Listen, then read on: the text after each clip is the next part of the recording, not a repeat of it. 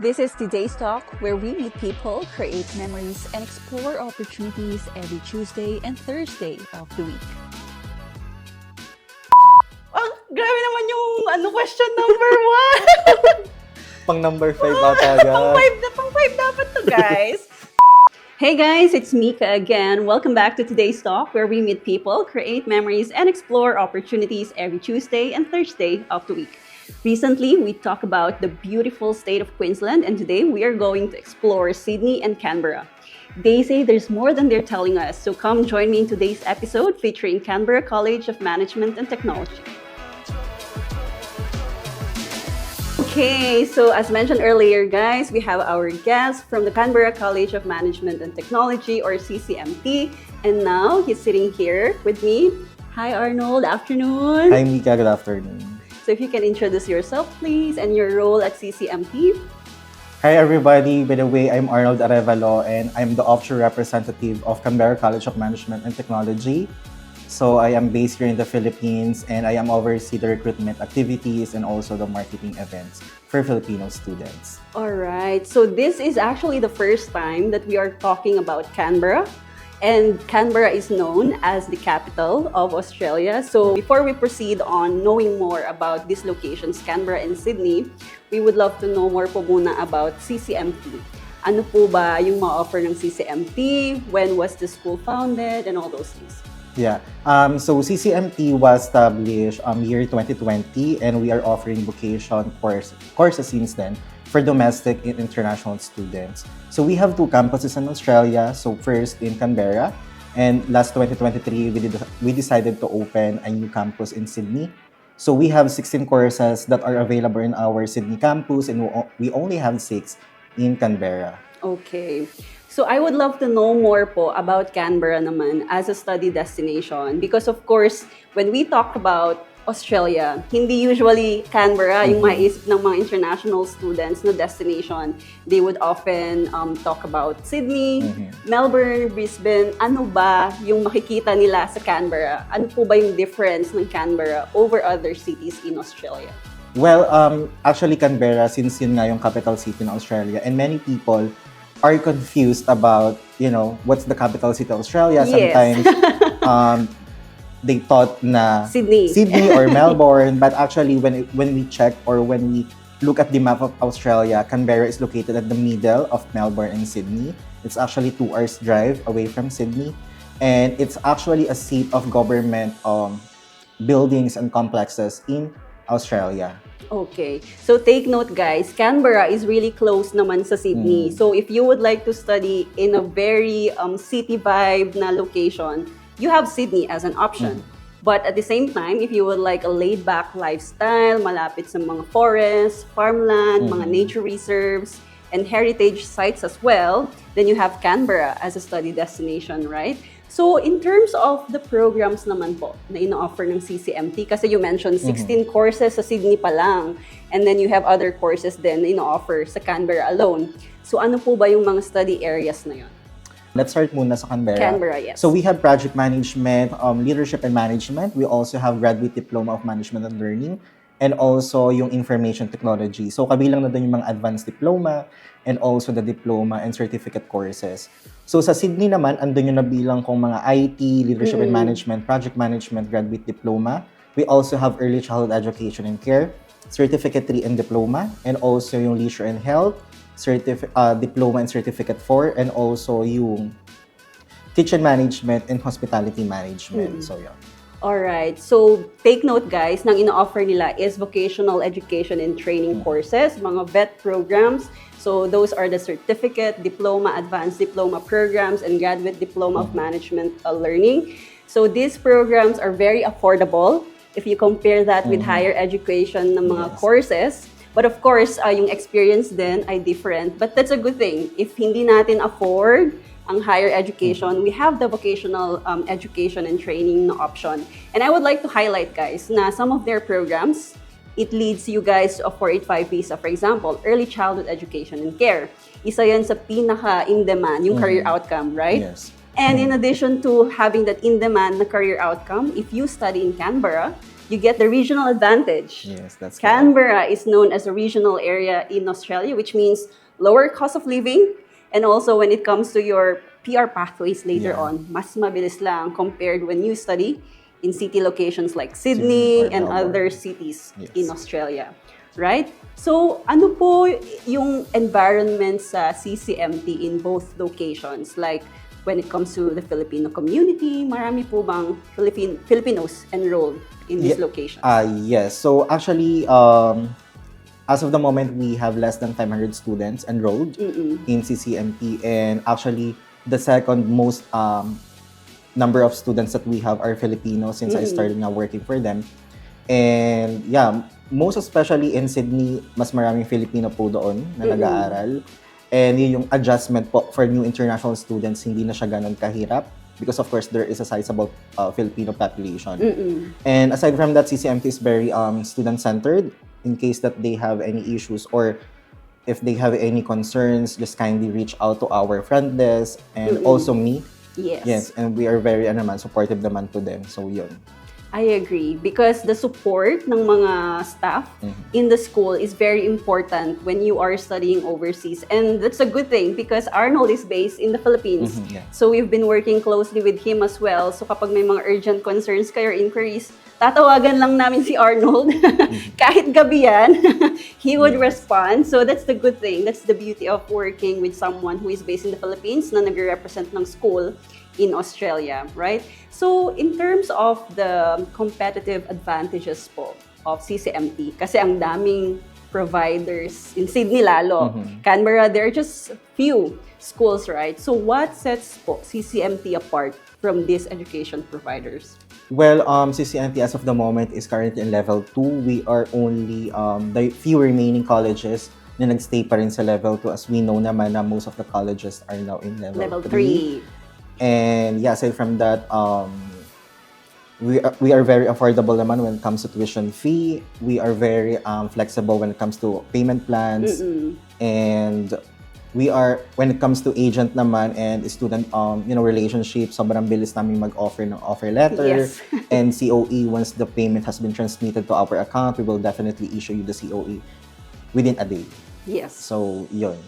I actually can attest to that fast transaction with CCMT because we had an enrollment recently and nagbayad yung student agad-agad. Like in a few minutes, we got the COE already. So that's very fast. So that just means, guys, na they're very hands-on when it comes to your application. So that's what we want, right? If you have the money to study overseas, we want na mabilis yung transaction natin with the school para mas mabilis natin ma-process yung visa application ninyo. Okay, so you mentioned po about affordable fees. So gaano ba ka-affordable mag-aral po sa CCMT? Sa CCMT, ang pinaka-affordable namin tuition fee ay nag-range from 16,000. That's a 2-year tuition fee for leadership and management. And ang pinaka-mahal po naming tuition fee or course ay yung kitchen management na nagkakalaga ng 22,000 AUD tuition fee sa 2 years. Alright. Still affordable pa din siya. Yes, it's still affordable, guys. Kasi yung mga ganitong programs, actually, they give you like the practical training. That's why, and then they have like the materials fee and all that, mga uniform kasama doon sa course fees already. So, I would like to know more po about the practical components ng programs ninyo. Like for example, commercial cookery or early childhood education and care. Do you assist yung mga students po sa pag-place sa kanila sa mga industries for them to get that workplace training? Yes, sa kitchen management po and diploma of hospitality management, of course, that's part of the program. Yes. Na meron silang parang practicum sa real world experience nila and para mas ma-expose talaga sila kung ano talaga yung dapat ginagawa sa mga restaurant, hotel. So we have partners po in the industry and we are the one looking, place for them kung saan sila mag OJT or practicum. Sometimes we have students kasi na yung part-time job nila, doon na talaga sila nagpa-practicum. So depende po sa mga estudyante kung gusto talaga nilang doon na lang din. Alright. So you have the option, guys, to go doon sa mga partners nila so that you can do your workplace training or you can find yung sarili nyong workplace area for you to do your practicals. Kasi that's very important when you do your skills assessment later on. Kailangan yung mga ganong components sa program ninyo. All right. So when it comes to ongoing promotions na meron po ang CCMT, is there any like special promotions for international students like scholarships, mga discounts, ganyan po? Yeah, as of the moment, we don't have a scholarship because our tuition fee is very affordable. But aside from that, this is only until for October and November intake. This is, we are offering one-way free flight ticket plus 20 kilograms baggage for our Filipino students. So just kindly reach out to Infinity Migration on how to avail that one. So that is very time limited because it runs only for October, November intake nga. But if you have like other nationalities naman, we are giving them like 250 AUD refundable admissions on enrollment fee. Wow! Ang ganda ng special promotion limited time offer ng CCMT. So take note guys, they offer free flight, one-way na free air ticket. So going to Sydney or Canberra, once approved ang application ninyo, we can definitely arrange that with CCMT. Plus, meron pa kayong 20 kilograms na luggage na kasama dun sa ticket na yon. So that's very good kasi yung other providers, guys, they don't have that. Wala silang ganun na po 20 kilograms. And in addition po, doon sa mga ganong special promotion ng CCMT, ano pa yung ma-expect ng mga Filipino na support from CCMT? Especially when it comes to accommodation. Like, for example, Canberra. They don't know too much about Canberra. Yung iba wala talagang relatives din sa mga ganitong locations. So, ano po yung ma-expect nila na assistance from the school in finding like accommodation, mga ganun po? So, in reality po kasi, when sobrang mahal kasi ng, alam mo yun, parang service fee when it comes to, you know, airport pick-up from the provider. So, what we do is, I personally talk to our students, yung kakagrant lang dito sa Philippines, and I help them to find, when it comes to accommodation, I help them find suitable, you know, place for them. I ask our existing students in our CCMT, especially in Sydney campus, if they have, you know, vacancy in their accommodations. And sometimes I asking our students to join in different groups for them to find. And when it comes to, ano naman, transportation from the airport, since it's very expensive nga yung mga service fee, parang private transport. So, what we do is we are encouraging our students to use the public transportation. So, mas makakatipid pa sila. Yes. They would offer you the best option for you guys to be okay with your accommodation. And then when it comes to your transportation as well. So, same sa Infinity. Because we have students also sa mga locations na to. So, if you would like to connect with them later on, that's also possible because it's very important na we have this student network. Sa Australia, we can connect you sa mga students na nandun para if they know a place. And even sa work, kapag may mga alam sila na recommendations from employers, ganyan, they can just refer you sa mga employers na to for you to easily get that job. Rather than you going there, wala kang kakilala, ganyan, being on your own. So, yun yung maganda na support din from Infinity and as well as from CCMT. So, ano pa po yung ma-expect ng mga international students from CCMT? Ano pa yung additional information na you would like to share with our viewers? Yes, yun. So, if you are really interested to study in Australia, you may reach out to Infinity Migration Services. I've been working with them since 2023, since I started in this industry, and I know how they work. They're very professional and very knowledgeable from the start to finish until you got your visa. And when it comes to CCMT naman, we are not just a provider, because we are a provider of world standard education, student-centered, and sobrang happy po yung mga current students namin when it comes to services of CCMT, very hands-on. So, alam mo yung parang comfort and yung hindi na sila masyadong mag-aalinlangan. Of course, there is, but yung medyo mababawasan when it comes to maganda yung school. And yun, maganda naman yung facility namin sa CCMT. So, alright. So, hindi sayang yung pera ng mga students namin. That's good, Yes, and aside from that, ang CCMT is very compliant. So, very important. Yeah, very compliant siya. So, yun. Alright. And guys, going back pala, dun sa na-mention kanina ni Arnold about them being a level 2 provider, that's very important because when it comes to like the visa application, faster yung mga nasa level 2 na risk assessment. And also, when it comes to requirements, later on, mas mabilis lang yung mga magiging process. Alright? So, to summarize everything, maganda if you consider CCMT, they have the Canberra campus, original area, and also they have the Sydney campus. But also to add po sa information you have provided, I would like to ask, because of course, students sometimes nagbabago-bago yung isip nila. So at first, they would like to study muna sa Sydney because they are more familiar with like the city lifestyle, ganyan. And then perhaps later on, baka magbago yung isip nila and they would like to study na in Canberra. Is that possible po to change location? Yes, as long as natapos po niya yung term for that course and as long as available yung course po na yun sa Sydney or Canberra, we are actually allowing the student with no additional fee.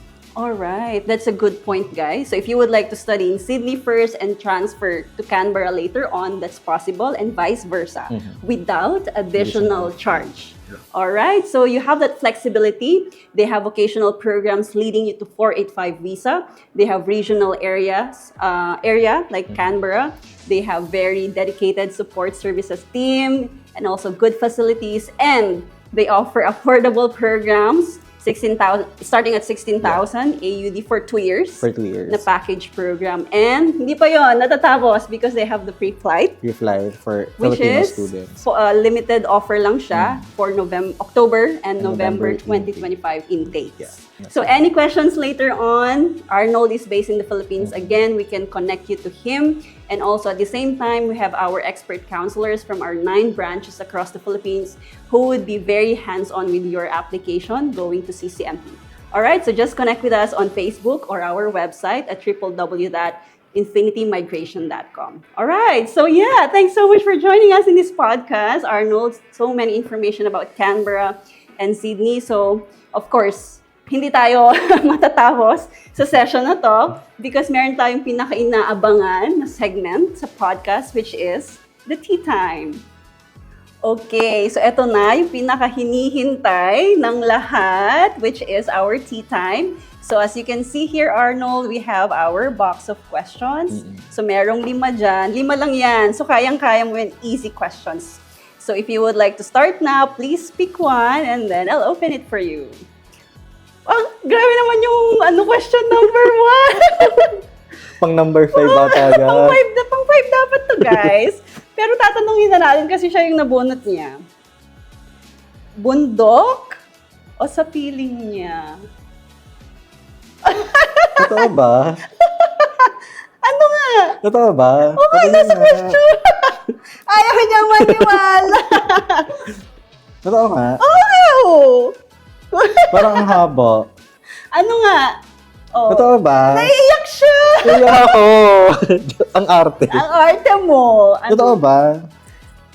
Would you rather find true love today or win the lottery next year? Siguro I would... Ano, mas gusto mo yung una o itong pangalawang question? Ano na lang, yung manalo sa lottery. Kasi Parang mas marami... How about true love? Pag Pero true love next year kasi, pa yon yung lottery kapag mananalo ka. okay lang, I can wait naman. Ay! Because patience is a virtue. Ay! Take note. May dala siyang words of wisdom for Yes. this episode. So kahit next year yun, nanalo naman ako, mas marami makikinabang kasi.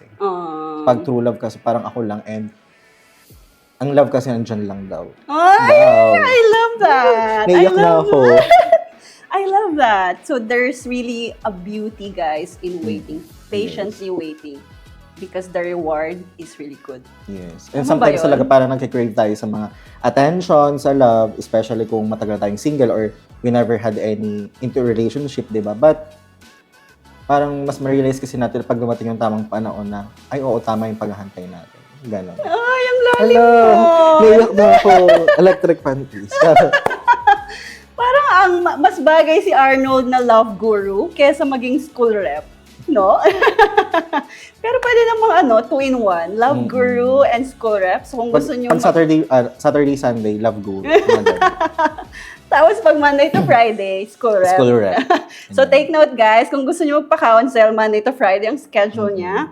Pero kung about love life yan, Saturday and Sunday. Okay, eto, serious naman. Talagang, mukhang dito ka maiiyak talaga. Ano ba yan? What are your proudest moments in your career or life?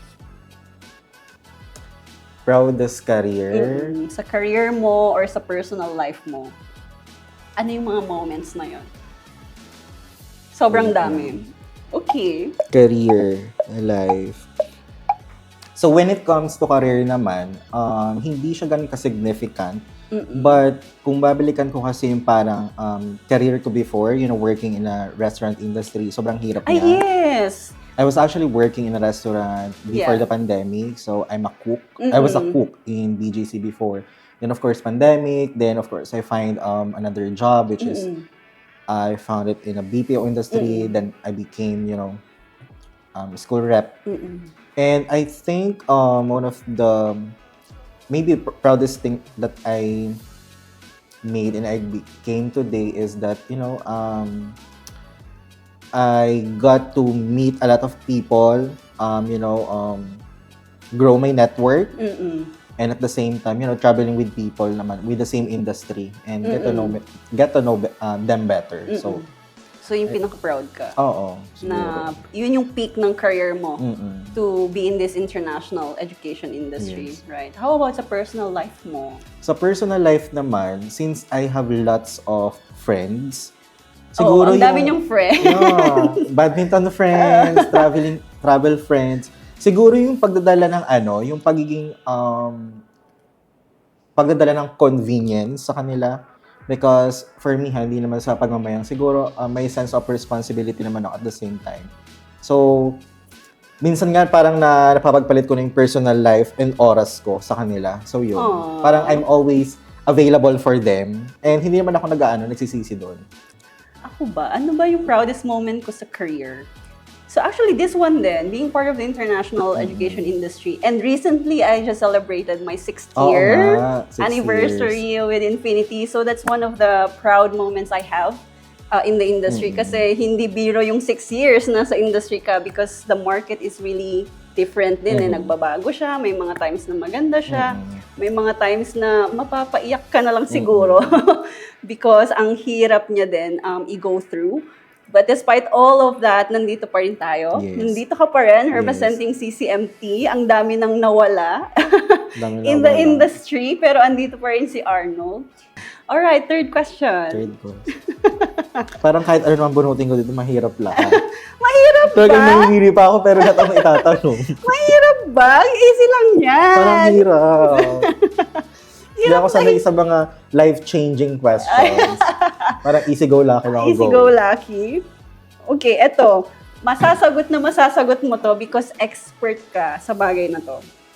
So, best experiences and lessons you learned while traveling.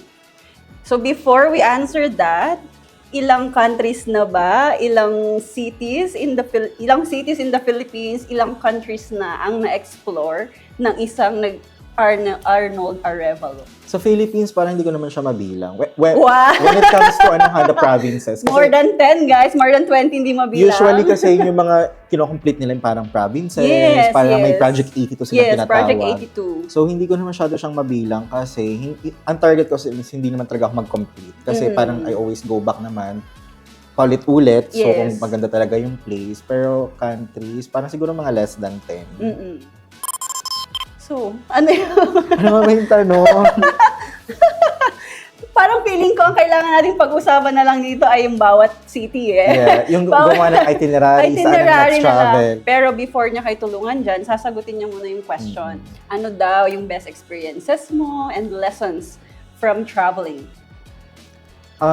Siguro yung best experience ko, hindi siya sobrang best, pero one of the most unforgettable experience talaga that I had was when I traveled to Boracay.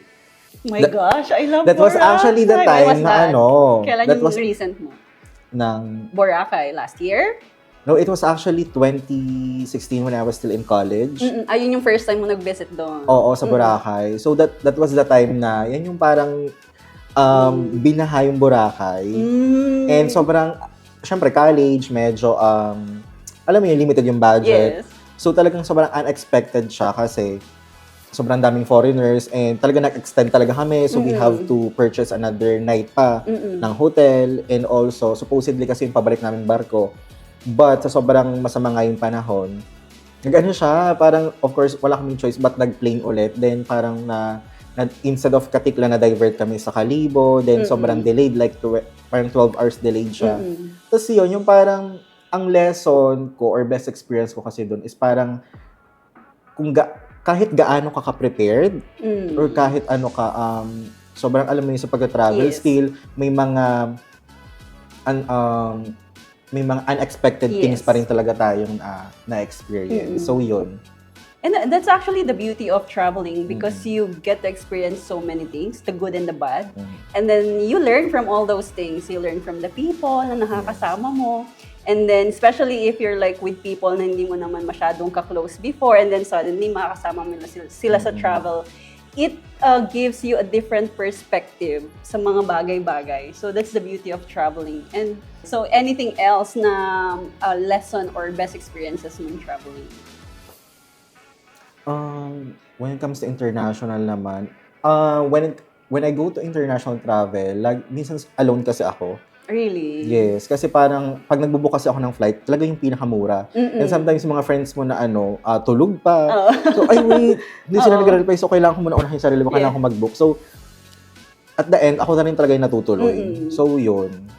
And during my first talaga na siguro yung best decision, best memory, or best thing na nangyari sa akin during my first international travel, ito yung Tri-City, yung parang Vietnam, Cambodia, and Thailand. So, we were supposedly actually 4.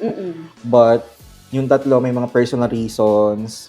Ang ginawa ko, tumuloy na lang ako. So, naging solo traveler taga ako for almost 14 days. So, I across like these 3 locations. Yeah, these 3 locations. So yun, I think one of the best decision or one of the best memories I had when it comes to traveling. Kasi when you travel solo, you also learn a lot about yourself, no? Kung ano ka as a person, kung ano ka as a traveler, yung mga deep talk. Pero I think one of the lessons na we can connect dun sa international education industry is may mga friends kasi minsan na they would come to us, they would inquire, and lahat sila interested. And yung iba, minsan nagbabago yung plans nila, so they don't like to pursue na their application. And then yung isa na di-discourage na because of course gusto niyang pumunta sa Australia, go on a student visa na magkakasama sila. Pero there's beauty in you guys pursuing things on your own. And mas maganda rin talaga na parang alam mo yung lumabas ka sa comfort zone mo. Yes. And mas nakikilala mo yung sarili mo, mas challenge yung sarili mo. And mas nakikilala mo kung sino ka ba talaga. Wow. And how you deal those things without them. Yes, right. So, yun. So, nung nakilala mo ang sarili mo, natuwa ka ba? Nagsisi ka ba na nag-travel ka solo? Okay, this one. Controversial siya, but we'll see. Oh my God. Hindi namin to sinabihan si Arnold about this one. So, what was the last text you sent, both in your personal life and about work? Last text you sent, we have to see. About work? About live, and kailangan namin makita ang text message kung ano yung pinaka-last. So pwedeng chat? Pwedeng chat. Kung live naman, nag-isip siya. Hindi, titingnan natin yung chat. titingnan ba talaga? Oo nga, ipapakita natin. This is the moment of truth. Sabi kasi ni Arnold, parang wala siyang love life. Wala akong ngayon. love life. Uy, nagde-delete. Hindi. Ayan o. Ito yung marketing manager namin. So, I have a scheduled meeting on August 27. So, yeah. And about sa personal life? Masyado kaming Personal pakialamera, life guys. naman, chat ko lang to sa friend ko. Ito. Kasi parang may badminton kasi kami later. So parang sabi ko gumayak din sila kasi traffic. So yun. Ano ba sa akin? Mga sundo-sundo. Hindi pumapayag si Arnold na siya lang yung magpakita. Yes. Kung about work, actually, ito yung ko din, about sa podcast pa din, guys. So, schedule siya ng podcast. And then sa personal life, nag-delete siya, oh. hindi. Nag-delete din. Hindi. Tingnan mo, kasi may mga group chat, ganyan, ito. So this one, ang last ko ay kay Diana because we are talking about an application. So even sa personal chat ko, about work pa din siya. So, that's the thing, guys, na even if super busy kami sa personal life namin, naisisingit pa din talaga namin ang work. Right? I think hindi na yan mawawala sa nature ng work natin. It's always like that. So, that's something you can expect from us. Kahit na wala kami sa office, kahit na we are traveling, if may mga urgent concerns kayo. Kahit nasa bakasyon. Yes, kahit nasa bakasyon, nagchat-chat kami, we are delivering all those offer letters sa inyo, confirmation of enrollment sa inyo to make sure na on time pa din tayo sa pag-submit na application nyo for the visa. This one, it's a good na, this one is the last question because it has something to do with the international education industry and your school then. So if you could have the opportunity to study a program or course, what would it be and why? I think with my current role and experience, I think I would study Graduate Diploma of Management and Learning because I want to, learn more, upskill what I am currently doing, what I have. So, yun. And I think Graduate Diploma kasi is very suitable for those college graduates here in the Philippines. So, yun. Ano ba yung course mo in the Philippines before? Inabot ako ng 6 years sa college. First 2 years, I studied BS Forestry. Hindi kinaya ng brain cells ko. Forestry! First year, forestry? Parang no choice. So, doon lang ako nag-entrance exam sa Lukban. And that, state university kasi siya. So, free tuition. So, yun. Parang yung available course. So, forestry. 2 years, hindi ko talaga kinaya. Kasi, ang daming math. Algebra agad, trigonometry. Math, guys. Tapos, alam mo pa kung ilang years na yung puno by means of, mga rings sa loob. Really? May ganun siya. Wow. Para kami naglalateam every morning kasi yung professor namin yung kapaikot ng mga dahon. Tapos aalamin mo pa kung ano yung scientific name. Like, halimbawa, mangga, mango. Anong scientific name? Magnifera indica. Mga gano'n. Just hindi ko kinakaya. Tapos ayaw kasi nung parang nakakaputik yung sapatos ko. Inaakit kasi kami ng Mount Bana. Okay. So, ayaw mong napuputikan ng iyong shoes? Yeah. Gusto ko mag-travel, gusto ko mag-hike, pero yung naka-school uniform, gusto mapuputikan kasi nakukuha kami ng mga puno-puno or dahon-dahon. Ayoko ng ganun. So, and sobrang hirap talaga niya. Tapos yung moisture content pa sa lupa, when it comes to laboratory. Take note, moisture content. Yun, ilang organism na nabubuhay sa isang 24 square kilometer. Diyos ko, ayoko. I cannot. So sabi ko, mag-HRM na lang ako. Kasi high school pa lang naman, parang marunong na ako magluto. Tsaka hilig mo din ba talaga siya? Or? Actually, hindi ko siya nahilig eh. Kasi yung bahay kasi namin yung setup, para siyang sa labas namin andun yung kalan. So doon na lagi nagluto yung nanay ko. And wala kasing setup ng mga condiments doon. So, nasa loob siya. Pag magluluto siya, tatawagin niya ako. Sasabihin niya, paabot ng mantika. Ay, so, alam ko yung pagkakasunod-sunod. Yes. And yun, pag natututo kasi magluto, though may mga standard, pero of course, may mga substandard na ganun pa rin naman ang magiging outcome. So, ayun, matututunan mo. So, nag-HRM ako and natapos ko naman siya, naging comfortable ako sa course. And yun. And naging cook ka din. Yes, naging cook ako. So, maganda naman ang iyong experience as maganda a cook. Naman yung Ilang experience years ka ko. nag-work as a cook? Parang 2 years. Almost 2 years. 2 Then years. nag-pandemic kasi. So, alam mo yun. So, if merong pang malakasan na dish, ang isang Arnold Arevalo, ano ba yon? Ano yung isa-serve mo? For example, may feast. Meron tayong na visa grant na student. Ano yung ihahain mo na specialty mo para sa student Siguro natin? kung Filipino dish siya, ulam. Oy, Filipino dish muna daw. May iba ba siyang alam? Yung ulam, yung mga pampiyastahan. Let's start with the Filipino dish. Ano? Yung kaldereta, pero gagawin ko siya na beef. Beef caldereta. Beef caldereta naman and may gata. Beef caldereta. Kasi niluto ko before wala siyang gata. Pero never ko pa na-try may gata. Pero nung pumunta ako ng Bali, parang yung beef rendang nila, parang may kaldereta na may gata. And masarap naman siya. Okay. So yun. Basta natikman namin ang kaldereta. Nagpadala si Arnold dito sa QC office. Thank you so much. Masarapan ba kayo? Hanggang ngayon, nandyan pa yung Tupperware niya. And actually, ipapauwi namin sa kanyang Tupperware para makapagpadala ulit siya ng ibang dish naman. Ibang dish. So, ayun. Nag-aral ka ng forestry and then nag-aral ka ng hospitality management. And then, yung gusto mong aralin is GDM. GDM.